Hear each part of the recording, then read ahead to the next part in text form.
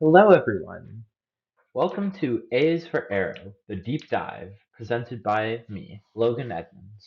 I use they, them pronouns, and this is a sort of part two to the A is for Arrow Aromanticism 101 presentation that was previously uploaded to this channel.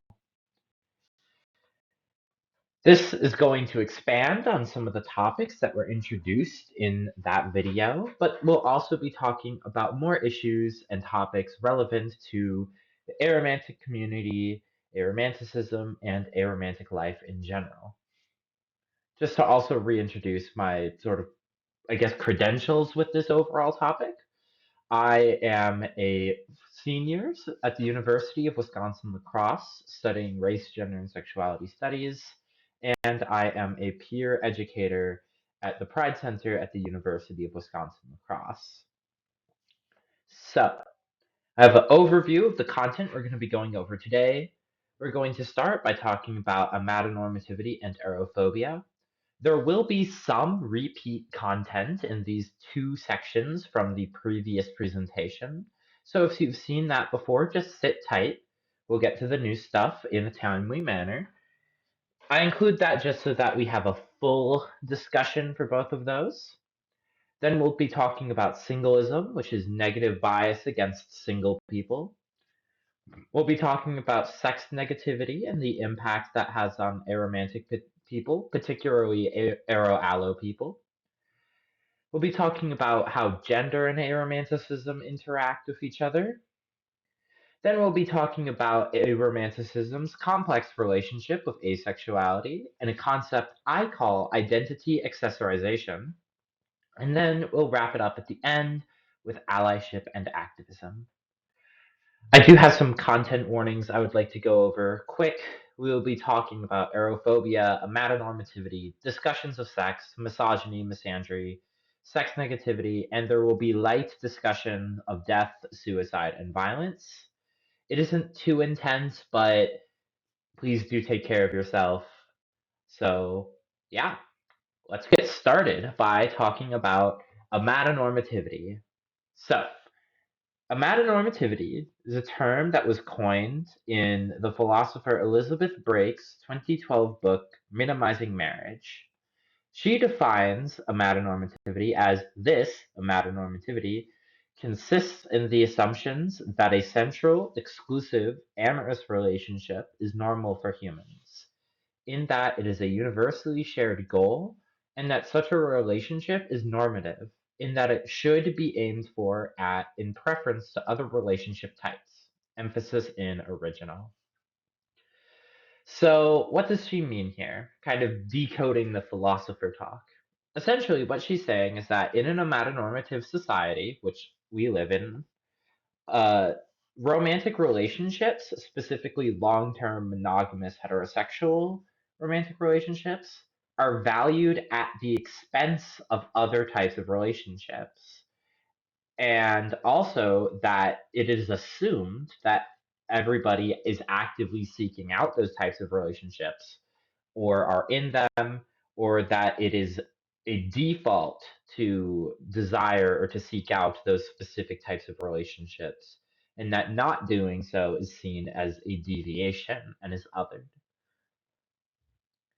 So, to those of you who have, done some LGBT studies before, you might be thinking, hey, this sounds similar to heteronormativity or cisnormativity. And that's no accident. Brake specifically coined the term to bring to mind cisnormativity and heteronormativity, which, for those of you who don't know, real quick, heteronormativity is the idea that in our society, heterosexuality is seen as a default or norm, and non heterosexuality is seen as a deviation. And heterosexuality is valued at the expense of non heterosexuality, and that and then for cisnormativity, that's the idea that being cisgender is seen as or treated as a default in our society, and not being cisgender is treated as a deviation, and cisgenderness is valued at the expense of non-cisgenderness.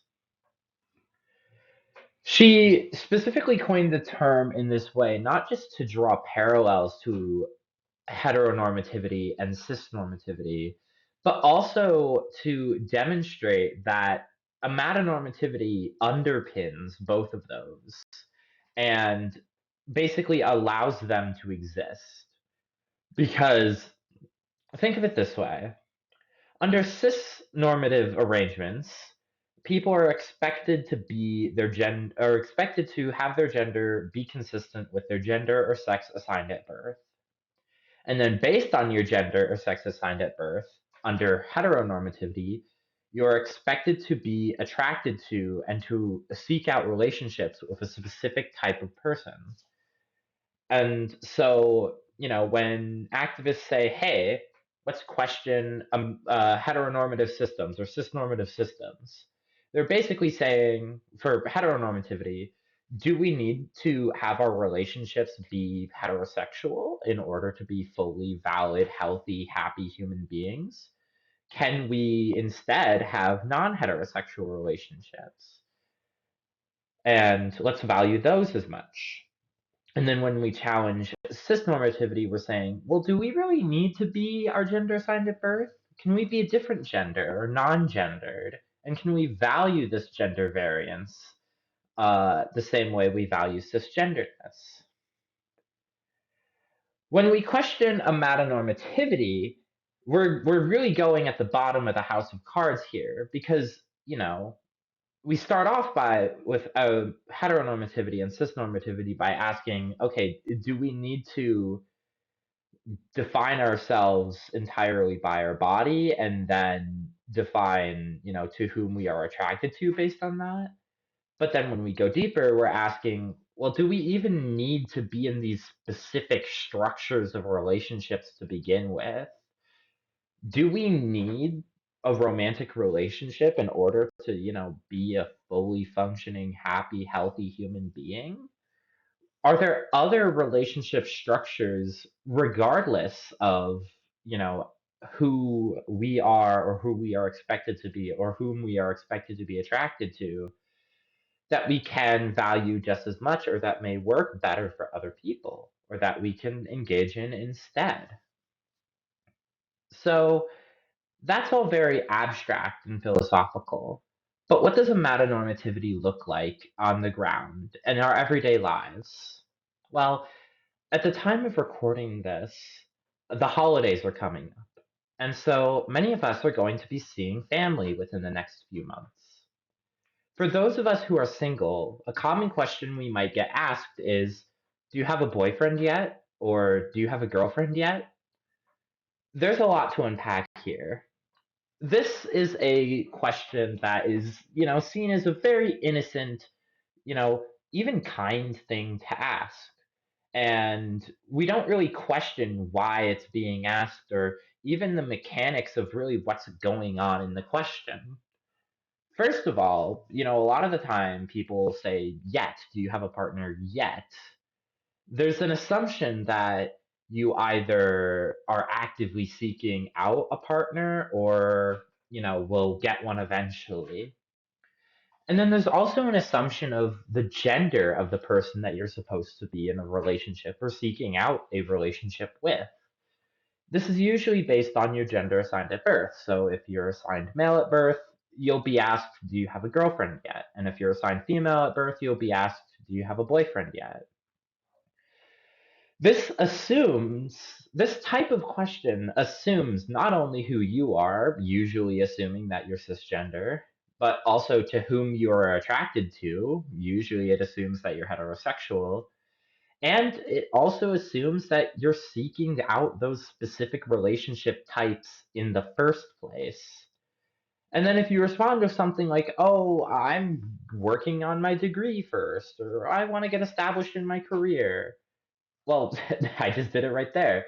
It's expected that if you say, if you aren't actively seeking that out, that you will in the future, that you want to get a degree first, or that you want to establish your career and be financially stable. And this is usually met with praise like, oh, you're doing such a good job being responsible, setting yourself up for future financial stability in your romantic partnership, which you'll definitely have in the future. So, and this type of idea, this type of question is pervasive. It's everywhere. And it's not like thought of as we don't think about what does this mean? Why are we asking these questions? Why are these questions asked so often and seen as innocent as they are when they make a lot of assumptions about love and relationships and attractions about people for whom that may not necessarily be the case. That's what Break means when she says that like seeing amatonormativity is seeing this stuff as a default. When we see this stuff as a default, we don't question why the questions are being asked in the way they are and at the frequency they are and with the nonchalantness that they are. So amatonormativity impacts all of us, of course, but there are three groups of people for whom I believe amatonormative arrangements negatively impact them the most. The first being polyamorous people. Amatonormative arrangements uh, restrict people into monogamous relationships. And for polyamorous people who feel attraction to multiple people at once or who seek out relationships involving multiple people, that restricts them from being able to engage in relationship types and structures that are the best for them. And then, of course, asexual people are impacted as well because our society does not really distinguish between sex and romance and sexual attraction and romantic attraction, even though they are two different things. And asexual people are often pressured to be sexually active with their romantic partners, even if that's not what's best for them. And then, of course, the group that is most negatively impacted, I would argue, is, of course, aromantic people, because we are pressured to be in relationships that are not right for us or that we don't feel attraction in that specific way. And we're often judged and belittled and looked down on for not seeking out these types of relationships and not actively participating in them. And one of the ways in our society that people participate in these types of relationships is through the institution of marriage. Getting married is seen as one of the most important things that can happen in a person's life. It can impact your taxes. It's actually a lot of, you know, weird tax stuff going on with marriage.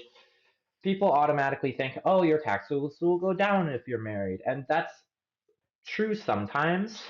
It can basically, if two people get married and they are in different tax brackets, it's sort of how much they pay if they file what if they file jointly. It'll essentially sort of average them out between the two of them into a tax bracket that's somewhere in between. So the person who was paying more in taxes before will pay less taxes, but the person who is paying less in taxes before will pay more after. It's very complicated, but that usually is still beneficial to the couple overall financially. The way that people perceive and interact with you also changes. People who are married are seen as being more emotionally mature or as being like more valued in our society than non-married people. And then, of course, there's smaller everyday things like getting access to family discounts, memberships, Family Medical Leave Act benefits, and also a lot more other stuff. But marriage as an expression of romantic love is actually really recent. For most of human history, marriage was seen as more of a political and economic tool than it was as a means of, expressing a relationship. People would marry for wealth, for power, for gaining inheritances, uniting political dynasties, and stuff like that. Another thing, though, about weddings is that they're super duper financially inaccessible for most people. When most Americans are living paycheck to paycheck, how can we be expected to spend thousands, sometimes tens of thousands of dollars on one event? And if you don't spend all this money on your wedding, you are shamed for it.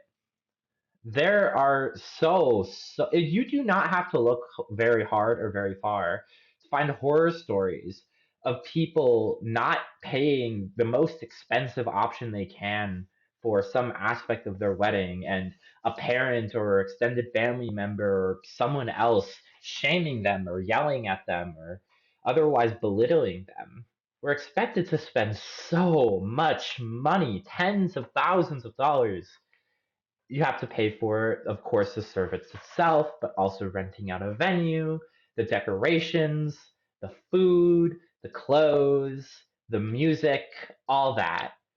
And so we're expected to put everything into this one institution to express what is supposed to be the happiest day of a person's life, but it can financially destroy you, which to me reveals that this is less about, you know, genuinely, having this be the most important thing in our lives, and more about the power and control financially that marriage has over our society. It's a multiple billion-dollar industry. But that's not the only effect of amatonormativity. One of the key impacts of amatonormativity is the overvaluing of romantic relationships. Now, that's not to say that romantic relationships are not valuable or are not worth it or happy. For people in healthy, happy romantic relationships, this can be the most fulfilling and wonderful relationship of their entire lives. But also, but just because something can be good doesn't mean we can't put too much value on it. When we overvalue our romantic relationships, a lot of negative things happen. Of course, there is third wheeling, which is when, if you have a group of friends and then two of them get into a romantic relationship, the third person often feels, less involved, less like participatory in that like group, and kind of left behind. It sucks to third wheel. It feels awkward. It feels like you're being left behind because someone got into a relationship and you had nothing to do with it, but all of a sudden you feel less valued because they are valuing you less. And this can cause loss of friendships. And friendships can be powerful and intense and intimate in their own ways. And losing a friend sucks a lot. So one of the worst, I know that for myself, some of the worst feelings I've ever felt have been when I've lost friends. It's not good. But even for people in romantic relationships, when we overvalue these relationships, we put pressure on people.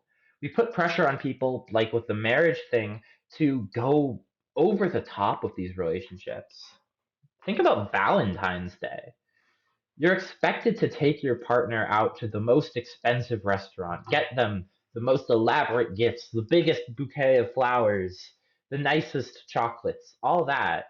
And if you don't do that, sometimes people in those relationships will think that you don't love them because you don't go all out for this one day of the year, as opposed to constantly showing your love across the rest of the year, which there's a whole discussion to be had about that. And then, of course, there, like, if there's other people, like, outside the relationship who will judge how you do your relationship. If you don't do things this way, oh, you must not really love your partner. Oh, you must not actually care about them because you didn't do this or that.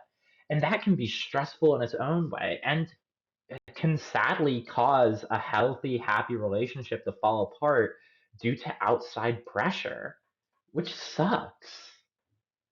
And then, of course, this hurts single people. Because when we put so much value on these types of relationships and say, oh, in order to be valued as a person, you have to be in these types of relationships. People who, aren't in these types of relationships for whatever reason feel pressured to be in them. And then when they don't, they feel bad. We'll talk about this more in the singlism section because there's a lot going on there. But then on the flip side, under our metanormative arrangements, we undervalue other types of relationships. This is not an exhaustive list, but when we overvalue romantic relationships, we also undervalue friends, family, coworkers, and neighbors. These types of relationships are just as important as romantic relationships. Friends can provide you with companionship and recreation and all that sort of stuff that a romantic relationship may not be able to be provide. And also can provide, and also, it's just different people for whom you have different relationships. As they say, variety is the spice of life. And, I wouldn't want to hang around one person all the time forever. I want to see other people too. And then, of course, there's family, the people who you're connected to, in whatever family structures that you end up finding yourself, as long as that's happy and healthy, that can be emotionally very like powerful and can provide a really strong sense of community and identity. People often form their self concept based on their connection to their family. Things like family traditions, dishes, holidays, and other stuff. And then, of course, there's coworkers. The people who we work with are important to, maintain relationships with. That doesn't mean we have to be, close friends with all of our coworkers and constantly going out to dinner with them. But, knowing how our coworkers like to work, how we work with them, how we can rely on each other to, do the best work that we can. And then, of course, there's neighbors. It's important to foster happy, healthy, and vibrant local communities. And part of that is through having strong neighborhoods. Now, how we promote strong neighborhoods and community building is a discussion for another time.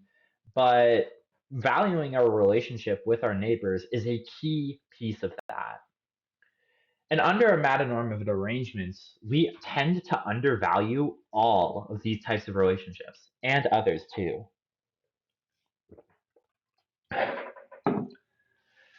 And a metanormative arrangements promotes arophobia.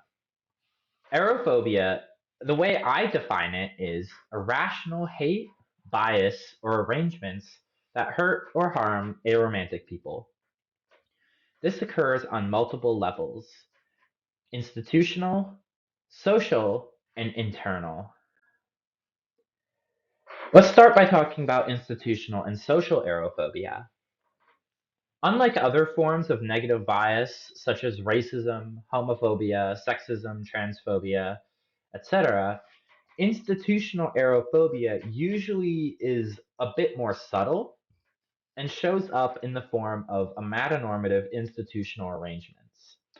So, for example, while you might have something like DOMA, which has since been repealed, but was law for a while. Actively saying don't do same-sex marriages. That's like an institution like outwardly hurting gay people, right? That's like outward institutional homophobia. But uh, arophobia on an institutional level usually doesn't show up as that. It usually shows up as, oh, in order to gain access to this benefit, you must, be married, such as Family Medical Leave Act benefits, or we're going to provide you with a with potential with overall, once you go through all the processes, better taxes if you're married, or other things that promote long-term heterosexual romantic relationships, while not promoting other types of relationships or actively discouraging other types of relationships. Social arophobia happens in social situations.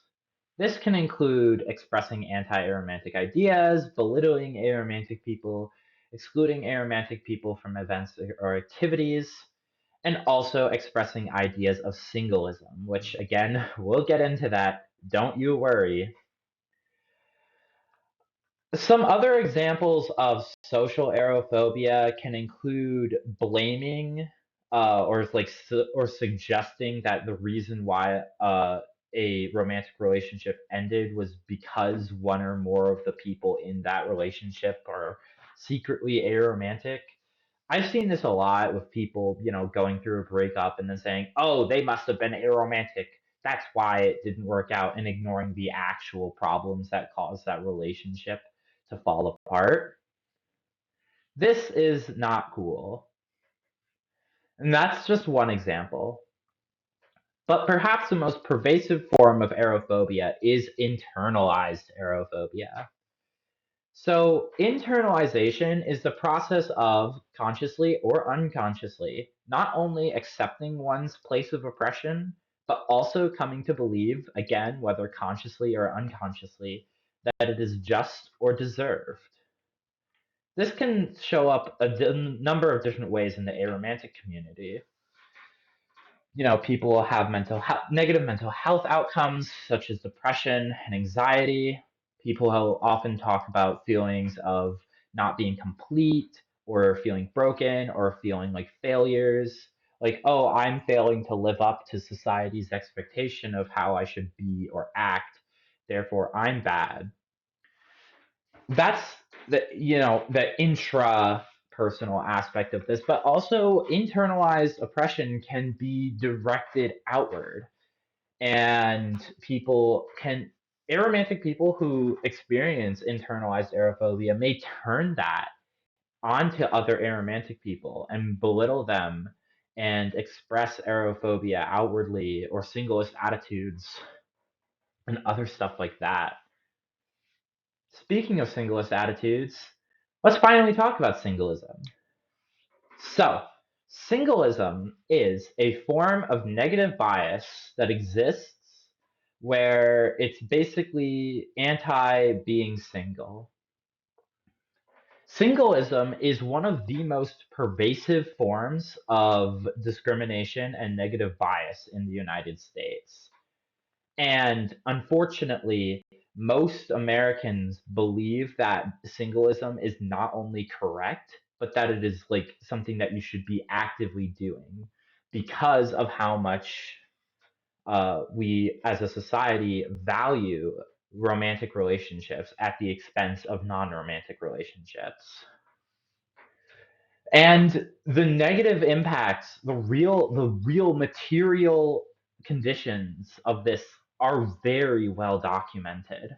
Single people are more likely to have negative experiences in customer service interactions. They're stereotyped as less emotionally and socially mature and don't have access to the same benefits as married people. In addition, this bias has been shown to get worse with age. So, a teenager who's never been in a relationship before may not experience that much negative bias about it, although they certainly probably will. But a 50-year-old who has never been in a relationship will experience even more of that. And then an 80-year-old will experience even more.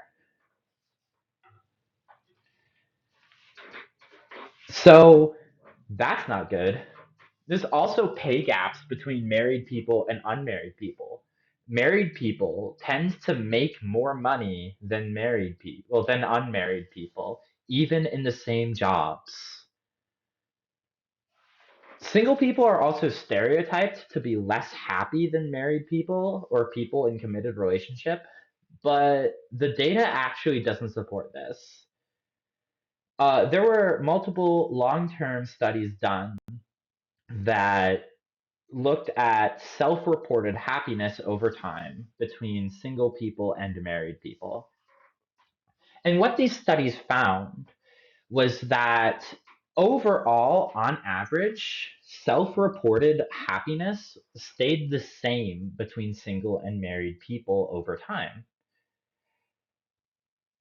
For married people, though, in the first year after getting married, there was a spike in happiness. And the self reported happiness went up for a year. But then after that year, it went back down to the same levels as single people. And in the year preceding a divorce, self reported happiness for married people spiked down about the same as much as it had spiked up in the year after a marriage. And seeing how high divorce rates are in the United States, this combined with the rest of the overall average, similar averages going on, resulted in these studies finding that over time, self-reported happiness for married and unmarried people are pretty much the same. So that's not true. And also, single people usually have larger groups of platonic friends than married people.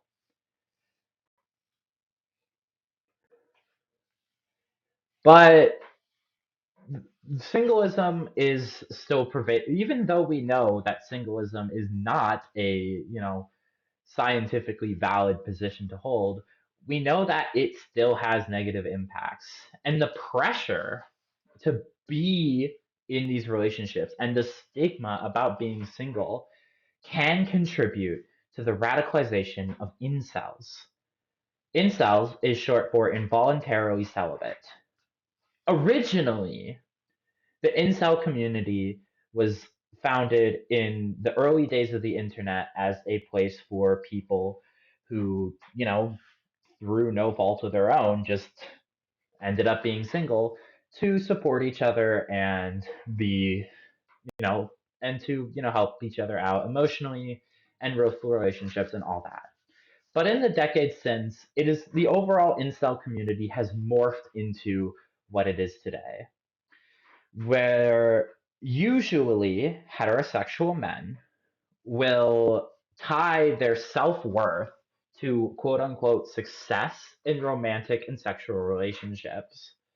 And quote unquote failing at this can contribute to them to embrace misogynistic, racist, ableist, and other toxic beliefs and ideologies of hate.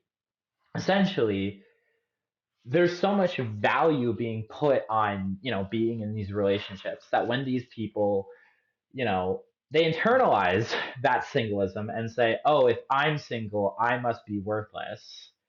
And for some of them, that results in them hating their bodies, hating the way they look, and, you know, having negative mental health outcomes because of that. But for a lot of them, they push that outside and say, oh, well, the reason I'm single can't be me. It must be because of women or because of people of color or, because of, this or that. And this has real world consequences. Many incels express suicidal ideation, and some even commit acts of violence, including mass shootings. The idea that people need to be in committed relationships also reinforces white patriarchy, as the types of and dynamics of expected relationships are derived from white patriarchal structures. Singlism hurts aromantic people in obvious ways, as of course it is the foundation of both amatonormativity and arophobia. But as we can see, it also hurts alloromantic people.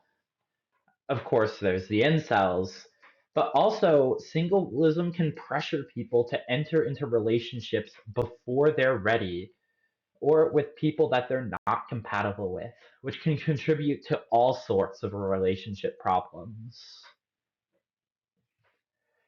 However, being single is really common. According to Pew Research Center, 30% of US adults are single, and this is actually increasing.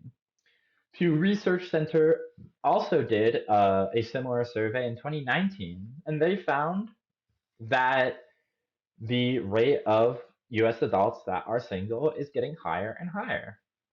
Among adults in the US ages 18 to 29, about 63% of men and 34% of women are single. However, there is no data for non-binary people. And also, fewer and fewer people are actively seeking out romantic relationships. And this isn't just aromantic people. This is also alloromantic people. Between these two studies conducted by Pew Research Center, they asked people, if they're actively seeking out relationships. And in 2019, the number of respondents who said, yes, I am actively seeking a relationship out was higher than in 20, was higher than in the 2024. I think this was a 2023 study actually, but published in 2024. But either way, they found that the number of respondents who are actively going out of their way to find these relationships is going down. There's still a significant number of respondents, though, who responded saying that they are not actively seeking out a relationship. However, if, a relationship were to be made available to them, they wouldn't, actively turn it down. They'd be open to having one, but they aren't actively seeking one out. And there's another thing too. Being single is fine, actually. There's a lot of benefits to being single. You can live where you want. There's work freedom, casual relationship exploration, and you're free from relationship obligations. A big reason why, you know, being single can actually work really, really well for a lot of people is you can live where you want. You don't have to consider, is where we're going to live somewhere that works for both me and my partner?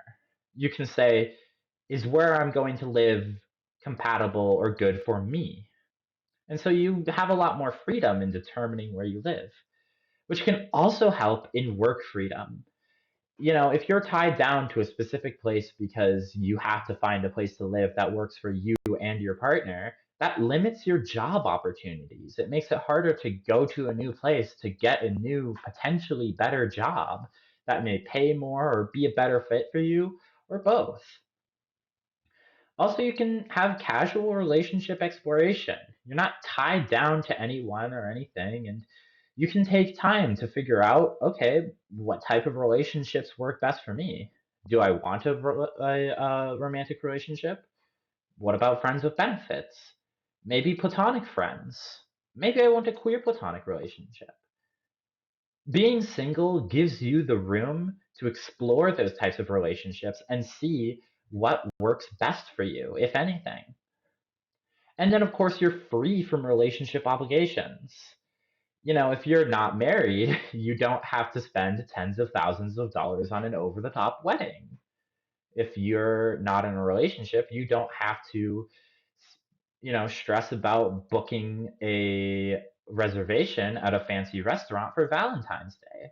You can just do whatever, whenever, which is really awesome. And so, for many people, not just aromantic people, but also all alloromantic people as well, being single may actually be a better arrangement for some people. And we need to embrace that.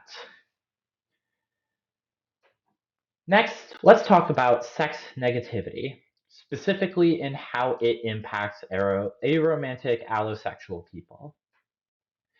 So, America is a very sex negative society. Sex is a taboo topic. We don't like talking about it. We don't want to see it. It gets politicized and like, oh, the scandal of sexual anything. And sex negativity has led to many people, including aromantic people, to feel shameful about sex or sexuality.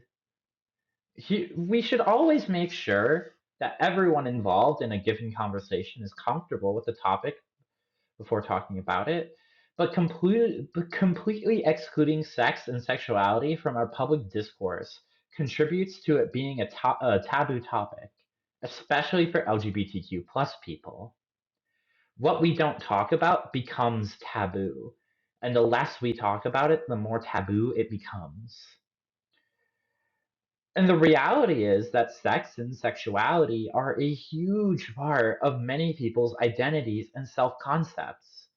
And so denying them the ability to, express that and to embrace that is harmful. And then, of course, sexual relationships that aren't also romantic are stigmatized in American society, and people usually keep them secret or private out of fear of judgment. This particularly impacts aromantic people who are allosexual, who, experience sexual attraction and may want to have sexual relationships or be sexually active, but not necessarily, have romance involved. And then part of sex negativity is something I call same sex, different response.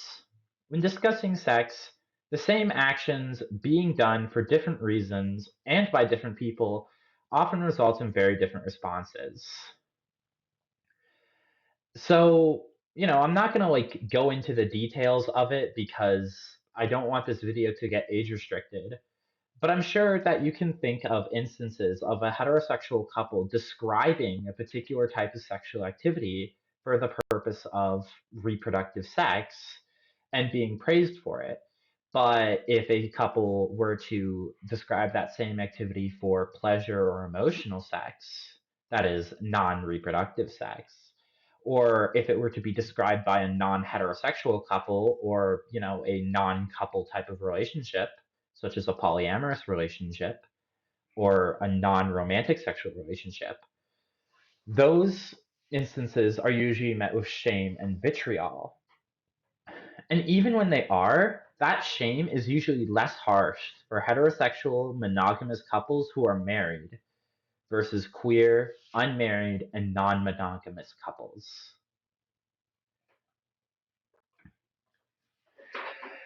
Now, let's talk about aromanticism and gender. Many of us have probably heard of the phrase men want sex, women want romance. This is, quite frankly, bullcrap. There are men who want romance, and there are women who want sex. There are men who want sex and women who want romance. There are men who want both, and women who want both. There are men who want neither, and women who want neither. In our society, men are pressured to be sexually active, and women are, pressured not to be. Aromantic men often face a lot of negativity because people believe they play into the fuckboy or player archetypes or tropes. And aromantic women are talked about in misogynistic terms that attack their sexuality. Let's go into a bit more detail. So, being aromantic but not asexual is seen by many as a sort of platonic ideal of hegemonic masculinity. Hegemonic masculinity is a form of masculinity that is currently pervasive in American culture that is all about that macho proving your masculinity through intimidation or violence, putting women down type stuff. This is not the only type of masculinity, and in fact, there are many, many other types of masculinities that are way healthier that exist. But a key aspect of hegemonic masculinity is that it promotes itself at the expense of other forms of masculinity. Under hegemonic masculinity, men are expected to be hypersexual and not form emotional attachments to their sexual partner or partners. Aromantic men are often stereotyped as emotionless and hypersexual, and many aromantic men hide their aromantic identity because they don't want to be associated with this stereotype. This is anecdotal, but aromantic men are way less visible in our culture than aromantic women are. Like, these identities are stereotyped or kind of automatically seen as being associated with women. And the reason why men hide their romantic identities is because they're afraid of being seen as hypersexual or even dangerous because of that hypersexual attitude or that hypersexual stereotype. And so they don't associate with these ideas, even if they accurately describe them, and would if the stigma wasn't attached. And then, of course, women. Aromanticism is seen as the antithesis of womanhood for many people. Under emphasized femininity, which is a construction of femininity that is currently dominant in the United States, women are expected to be chaste unless they're married. And also they are expected to be non-sexual and focused entirely on that romantic aspect and not the sexual aspect. A lot of sexual health education classes don't teach like about the fact that women can feel pleasure during sex. Like, come on, y'all. Anyways, aromantic women defy this idea of womanhood because they don't fit the stereotype that women only care about the emotional aspect of relationships over the physical aspect of relationships. However, aromantic women who are not asexual are often attacked with misogynistic language and slurs that attack their sexuality and their womanhood. I'm not going to repeat any of that language here, but I'm sure we can all think of examples.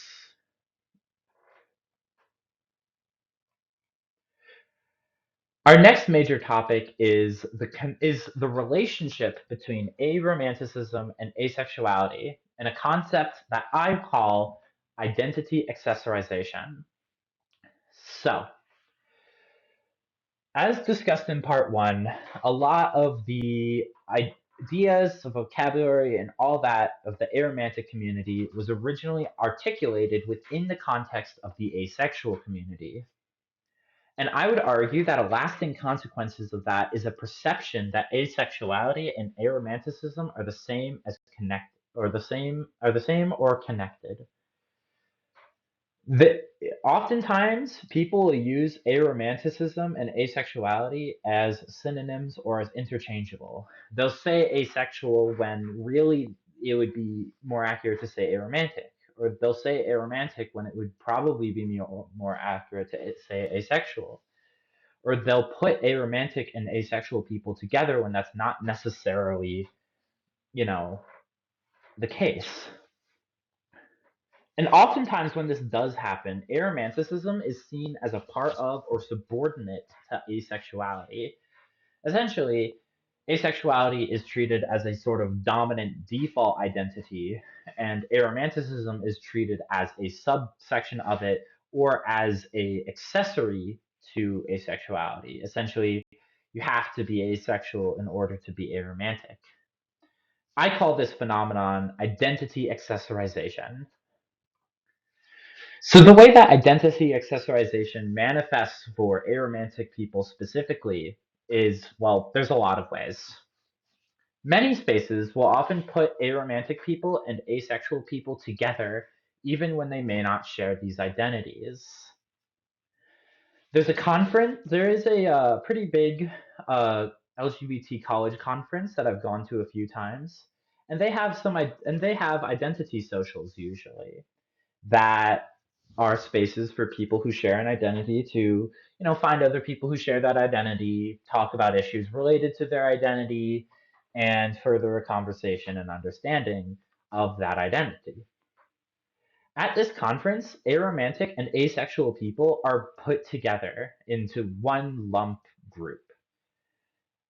I've gone to these, and these are primarily asexual spaces, with aromanticism being treated as a accessory or just like a little side thing added for flavor. And this is not the only space where this occurs. This occurs in online communities, non-conference LGBT spaces, non-LGBT spaces that are, trying to do something for the LGBTQ plus community, and just in general. And again, these spaces often focus on asexuality and rarely discuss issues surrounding aromanticism. Because of this, many aromantic people feel pressure to identify as asexual in order to have their aromantic identities taken seriously, usually without success. Essentially, it goes like this. An aromantic person is in a space and their aromanticism is not really taken seriously or respected by others, even in LGBT spaces. And then they see aro ace people having their identity respected and their positionality respected. The difference is, and then they see and then they say, and then they see asexual people who are not aromantic also being respected and being validated. And so they say, okay, I'm going to say that I'm asexual in order to have my aromanticism taken seriously. The problem with this is when this happens, usually people will focus on that perceived or displayed asexuality and never focus on the aromanticism. So you lose, you lose. And there's no shortage of, aro allo people sharing this story or similar stories in online aromantic communities. I reached out to the r/aro allo subreddit to get, and that's where I heard a lot of these stories and really saw these ideas playing out. Of course, I have my own personal experience, but I don't want to rely solely on that. So I asked for other people's inputs. And I got two responses that I would like to highlight here. First is the misidentification of aromantic and asexual content. The user Bronx Arrow on Reddit says, and this is the original spelling and grammar, the worst part are either aromantic things only labeled as ace, which is very annoying, because how am I supposed to see them? I tried only interacting with posts that talked about arrow experiences, no matter the tags, but soon my For You page became filled with ace content, which made me feel annoyed at best, horrible at worst due to the content. So what Bronx Arrow here is saying is that, they were going out of their way online looking for aromantic content, aromantic creators, aromantic communities, and all that. But, no matter how much they were saying, I want to see aromantic stuff, I want to meet aromantic people, I want to see aromantic creators, they were having asexuality thrown at them all the time. They were treated as interchangeable or as synonyms. And also, there were instances where, of course, something would be labeled as aromantic, but it's actually asexual. And times where something is labeled as asexual, but it's actually aromantic. Obviously, with, labeling something as aromantic when it's obviously asexual, it's like, oh, hey, this isn't what I was looking for. I feel cheated. I feel like my identity is less valued because it's just being like thrown away like this. But then with, for the exact same person, if all the actual aromantic content and such is being labeled as asexual and they're saying, well, I'm not looking for asexual content, how are they supposed to find that? The answer is they're probably not going to, because that's not what they're looking for. And then the user Picun says, aromantic was always mentioned in the context of being aro ace. So, for the larger context for this, it's the perpetuation of the assumption that asexuality and aromanticism are the same or always happen together. Picun identifies as aro-allo, so aromantic allosexual, so they do experience sexual attraction.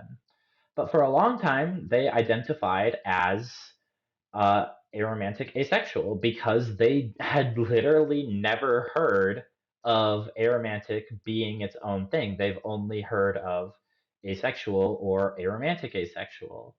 They were never told that being aro-allo was a thing that you could be. And so they felt like in order to be, they felt, okay, the aromantic part of this describes me, but the asexual piece doesn't. But I'll say I'm asexual because that's just what it is. And haven't even been given the possibility that this might not apply. Anyone who watched the A is for Arrow, Aromanticism 101 will remember this Google screenshot. I had searched for an Arrow Allo pride flag, and Google tried to correct me saying, did you mean Arrow Ace pride flag? This is an example of what's going on here. We're specifically looking for, Arrow Allo, just aromantic, And we're being told by Google, whether, the Google company realizes it or not, it it very well could be like an algorithm thing where, this is just what people are posting about and saying, and the algorithm is reading that. It's probably not malicious intent. But it's saying, oh, you have to be Arrow Ace. This matters because aromantic identity accessorization hurts aromantic people by assuming that we must be asexual as well. And this socially denies us the ability to have sexual relationships and to be, sexual beings. And this also hurts asexual people by socially denying them the ability to have romantic relationships, by assuming that, oh, you must not like romantic stuff if you're asexual, right? Because they're the same thing, totally. And then, of course, this hurts aro ace people as well by assuming that their aromanticism and asexuality need to be perfectly aligned in order to be real, which contradicts the split attraction model. Our attractions do not need to be aligned. They do not need to be the same. We can experience one without the other, and we can experience the other without one.